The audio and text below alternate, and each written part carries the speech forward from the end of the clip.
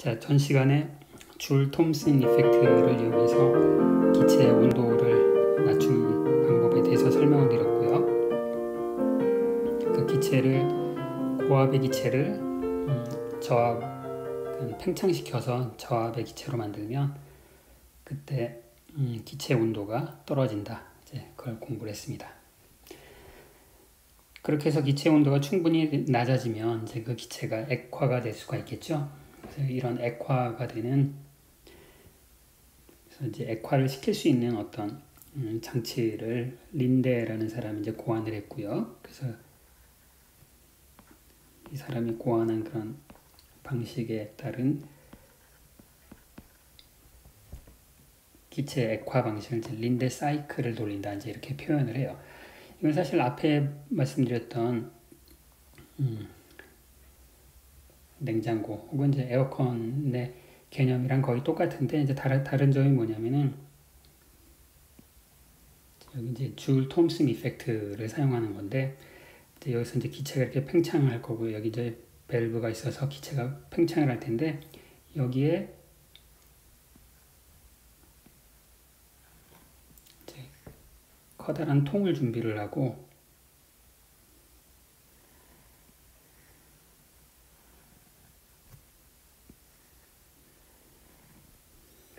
그래서 이제 여기서 이렇게 쫙 분사가 되면서 이제 온도가 낮아지겠죠. 근데 이 바깥에서 이제 충분히 기체 온도가 충분히 낮은 상태에서 여기서 이제 분사가 되면은 이 끓는 점 아래로 내려가는 그런 부분이 있을 수 있겠죠. 그래서 일부는 여기서 이제 이렇게 액화가 되고, 여기 액화가 되고, 이제 그리고 액화가 되지 않은 애들은 다시 이쪽으로 회수를 해서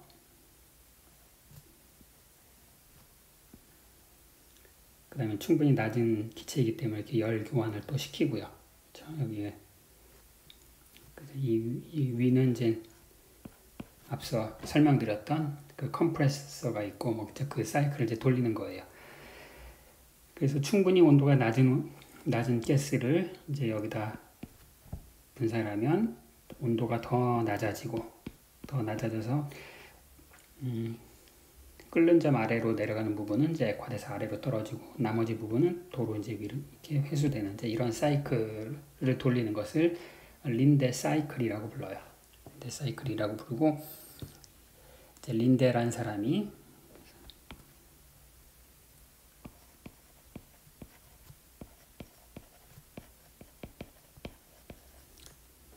19세기 말 부분에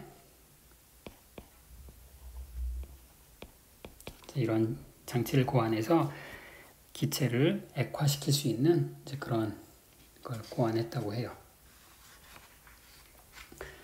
그러면 자, 이렇게 했을 때 이제 얼마나 많은 기체가 액화가 될 수 있는가, 이제 그것을 이제 분석하는 이제 방식에 대해서 책에 간단하게 설명이 나오는데, 저는 뭐 간단히 설명을 드려보도록 하겠습니다. 자, 제가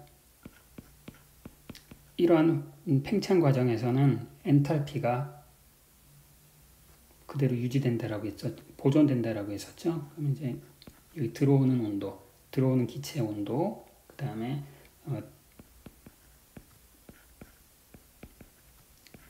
들어오는 기체 압력이 있을 거고, 그것이 팽창한 후에인데, 이제 그 팽창한 후는 이제 저 밸브를 빠져나갔다 해서 아웃이라고 부를게요. 그러면 이제 그때 온도가 있는데, 지금 이 가정하는 게 뭐냐면, 끓는 점 근처에 있기 때문에 온도는 특별히 더 내려가지 않는다라고 생각합시다. 그냥 액화만 이루어지는 그런 과정을 생각하면은 온도는 거의 비슷할 거고요. 자, 여러분 물이 끓는 걸 생각을 해보십시오. 끓는 데는 온도가 그 변화가 없이 열만 교환되고 있죠. 그걸 잡열이라고 부르고, 그 대신 이제 압력은 떨어졌을 거고요. 자, 근데 이 일부는 액화가 되고 일부는 기체 상태에 있어요. 그래서 지금 내가 이제 람다라는 파라미터를 도입을 해서 람다가 액화가 되는 그런 부분을 의미해요. 그럼 이제 내가 여기다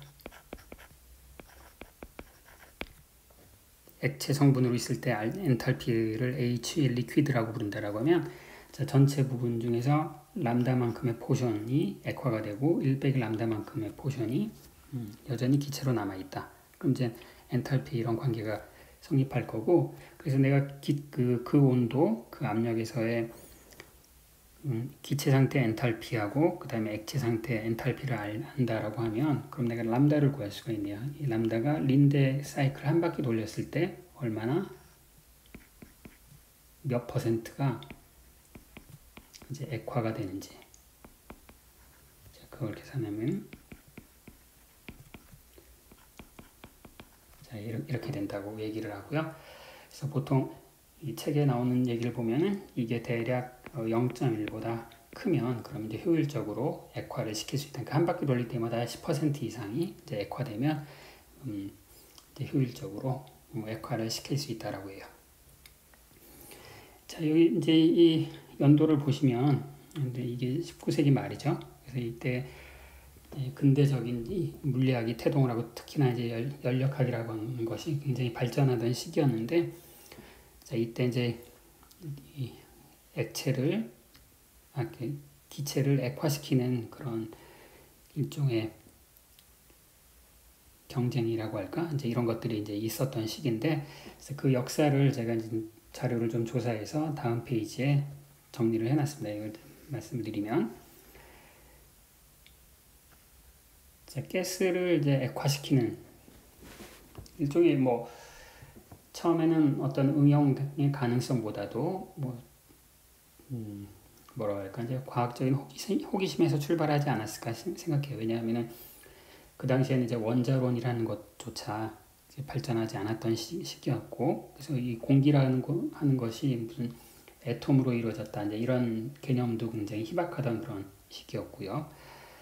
그런데 이런 눈에 보이지도 않고 맛도 없고 느낄 수도 없고 뭐 무게도 우리가 잘 느낄 수도 없는 이런 이 공기를, 이 소위 기체를 액화시킨다. 액화시키면 우리가 눈으로도 볼 수 있고 만질 수도 있잖아요. 그렇죠? 뭔가 이게 그 자체가 어떤 굉장히 호기심을 자극하는 연구 주제였을 수도 있고, 그 다음에 물질의 새로운 상태를 발견한다라는 의미에서도 굉장히 재미있는 그런 연구 주제였으리라고 생각을 합니다.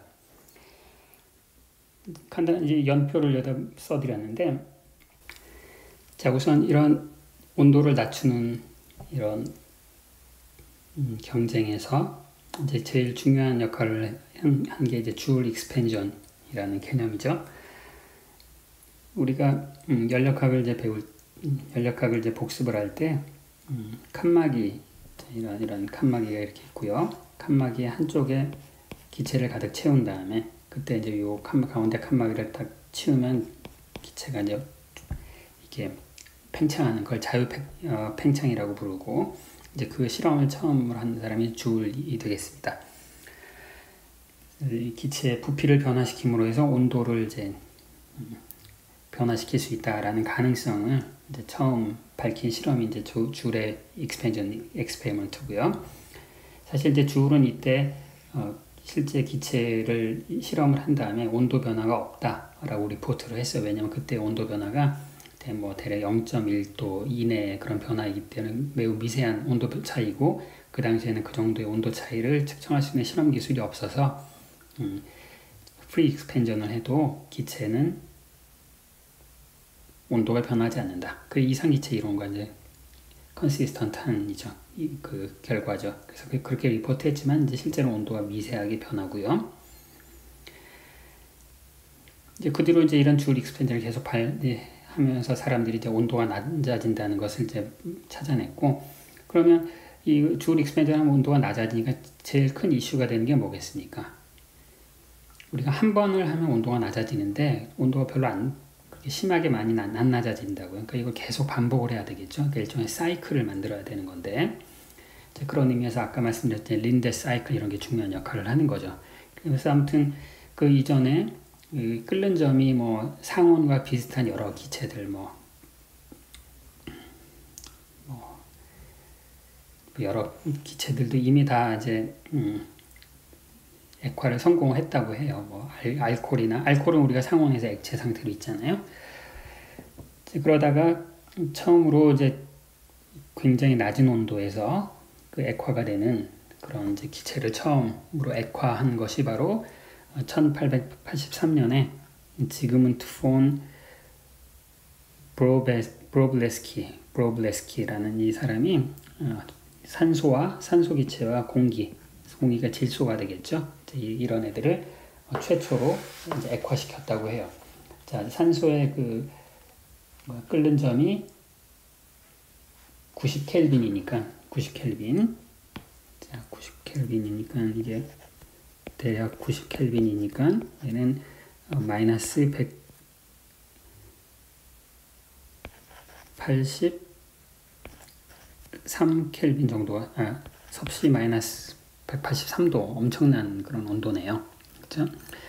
이걸 이제 주울 익스펜션을 계속 이제 했고, 그다음 이제 아까 좀 전에 린데 사이클을 말씀드렸고요. 이제 그리고 1898년에는 제임스 드워라는 사람이 수소 기체를 액화를 시켰다라고 하고 그 온도가 무려 33.3 켈빈이에요. 그럼 이거 섭씨로 하면 어떻게 되냐면은 마이너스 240도씨 정도가 되는 거죠. 뭐 상상하기도 어려운 그런 굉장히 낮은 온도예요. 그리고 이제 이런 레이스들이 더 계속 일어나서 이제 드디어 이제 극적인 이제 일이 일어나게 되는데 그 극적인 일이 바로 헬륨을 액화시킨 일이죠. 헬륨을 하이케 캐머링 온네스라는 사람이 1908년에 헬륨4를 액화시켰고 그 온도가 이제 무려 4.2 켈빈이 되고 이름으로써 이제 사실상 이제 온네스가 헬륨을 액화시킴으로 해서 소위 말하는 이제 저온 물리학이 이제 태동을 하게 된 거예요. 왜냐하면은 그 전에는 이제 액체나 이제 수소나 이런 것들을 액화시킨다라고 하는 것이 새로운 물질의 상태라고 보기는 어렵죠. 그냥 기체와 액체 사이의 상전인데 단지 온도가 굉장히 낮아졌다 이제 이런 거였는데 온네스가 헬륨을 액화시킴으로 해서 어떤 일이 발견됐냐면은 물체를 뭐 이 정도 온도까지 내렸더니 그럼 내가 액체 헬륨이 있었으면 그 액체 헬륨에다가 뭐 여러 가지 이제 물질들을 담가서 그 물질들의 온도를 덩달아 낮출 수가 있겠죠. 그래서 이 정도로 온도를 낮췄더니 전 물체의 전기 저항이 사라지는 그런 초전도 현상들이 일어나더라. 그래서 사람들이 온도를 낮추면 어떤 새로운 물리 현상이 나타나는구나. 그래서 이제 그런 현상들을 연구하는 것을 우리가 low temperature physics, 이제 저온 물리학이라고 부릅니다. 그래서 이제 이 헬륨을 액화시킨 이후로 그 다음에 이제 조금 후에 설명을 드리겠지만 이 액체 헬륨을 가지고 좀 더 다른 물질의 온도를 이제 밀리켈빈까지 더 낮출 수 있는 그런 테크닉도 개발이 되고요. 그런 것들이 지금 현재도 많이 사용되고 있죠. 액체 헬륨을 이용해서 뭐 어떤 고체 물리 하시는 분들이 샘플의 온도를 뭐 밀리켈빈까지 낮춘다든가 그래서 전기 저항을 측정하고 뭐 여러 가지 그런 실험들을 하고 있는데 그게 다 이제 이 당시에 발견된 이 기술을 이제 활용을 하는 거고 그 다음에 이제 아주 몹시 최근에는 이제 이런 연력학적인 방법이 아니라 진짜 그 역학적인 방법을 이용해서 직접적으로 물체의 온도를 낮추는 이제 그런 기술이 개발되었고요. 그런 기술 중에 이제 가장 대표적인 유명한 게 이제 레이저 쿨링이라는 기술이에요. 자, 이 레이저 쿨링은 이제 재밌는 얘기인데 쉽게 얘기를 하면 우리가 이제 알고 있기로 물체 온도라고 하는 것이 그 물체의 운동 에너지의 척도죠. 우리가 클래시컬 시스템의 경우 생각해 보면 운동 에너지의 평균값이 이제 이퀴파티션 시어렘에 의해서 2분의 3k nkbt가 되잖아요. 그러니까 결국 온도라고 하는 것이 운동 에너지의 척도인데 이 온도가 t다 그러면 이제 얘네들이 그 정도가 되는 이제 운동 에너지를 갖고 이제 막 이렇게 움직이는 거죠. 막 서로 충돌하면서 이런 서멀 모션을 이제 하는 거예요. 근데 레이저 쿨링의 아이디어는 뭐냐면은 물질이 이렇게 움직인다라고 하면은 그 방향으로 포톤을 쏴서 포톤과 물체가 콜리전을 시키는 거예요. 그래서 이 애톰이 포톤을 흡수하면 어떻게 되겠습니까? 운동량 보존 법칙 때문에 이 물체의 운동량이 이렇게 줄어들겠죠. 물론 다시 이제 포톤을 이제 방출하는데 아무튼 이런 방식으로 이 원자가 어느 방향으로 움직이게 되면 이제 그 방향에서 포톤을 쏴서 이 원자와 포톤을 충돌시킨 다음에 그 포톤의 운동량을 이용해서 물체를 감속시키는 그런 테크닉이 되겠습니다. 이게 굉장히 어떻게 보면 공상과학 만화에나 나오는 그런 스토리 같죠. 물체를 원자가 움직이는데 그 원자를 이제 레이저를 가지고 포톤을 가지고 쏜다. 굉장히 저게 될까? 이런 생각이 들잖아요. 근데 사실은 이제 굉장히 재밌는 이제 테크닉이 숨겨져 있고요. 사실 도플러 효과를 사용하는 거예요. 이건 무슨 얘기냐면은 레이저를 이제 사실은 양방향에서 쏘는 거예요. 한 방향이 아니라 레이저를 양쪽, 즉 이제 포톤을 양쪽 방향에서 쏘는 거예요. 그래서 여기 이제 또 원자가 있다. 그러면은 이 원자가 가만히 있을 때는 이 포톤의 이 파장 혹은 이제 에너지를 잘 선택을 해서 이 양자역학적으로 원자와 포톤이 충돌을 해서 이 포톤이 흡수가 되려면 어떻게 해야 돼요? 에너지가 높아지니까 그 에너지, excited 에너지 레벨이 존재해야만 이 포톤을 흡수하는 거죠. 그런데 내가 이것을 이제 그 오메가를 잘 선택을 해서 정지에 있는 그 원자는 저 에너지를 H바 오메가를 흡수할 수 없는 그 정도가 되는 오메가 레이저를 쏘는 거예요. 자, 그런데 이 물체가 이쪽으로 움직여 봅시다. 그럼 이제 포톤의 소스 쪽으로 접근하고 있는 거죠. 오른쪽에 있는. 그러면 이제 도플러 효과가 일어나서 어떻게 돼요?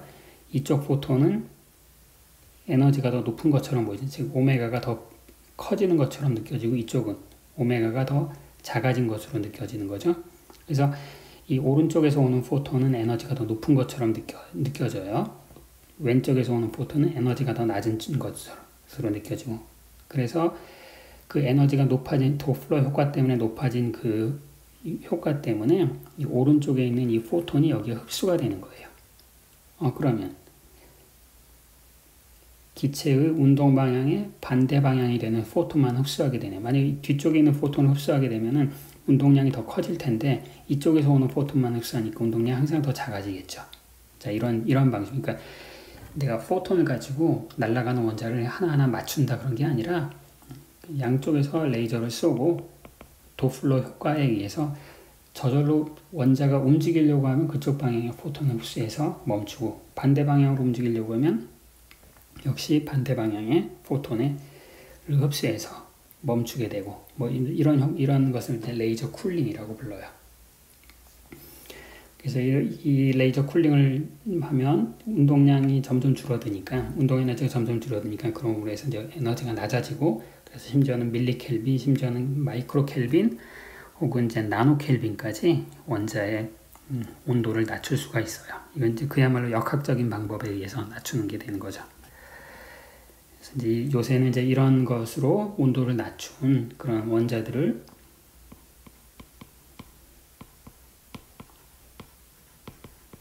울트라 콜드 애톰이라고 부르고요. 이제 이 울트라 콜드 애톰은 여러분들이 이제 그 열통원 마지막에서 배웠던, 그리고 이번 학기에 이제 복습에서 배웠던 이제 보제 아인슈타인 컨덴세이션을 일으키는 그 정도로 낮은 온도까지 이런 애들을 온도를 낮출 수가 있고, 아까 이제 온네스가 했던 저 4.2 켈빈은 뭔가 물질의 새로운 상태를 문을 열어주었다라고 한다면, 이 레이저 쿨링은 새로운 상태이면서 양자역학, 그야말로 순수한 그 양자역학적인 효과를 드러내는 그런 물질의 상태를 구현하게 해주었다. 그렇게 얘기할 수가 있겠습니다. 자, 이제 이런 것들이 온도를 낮추는 이제 인류의 발자취에 대한 간단한 서머리고요.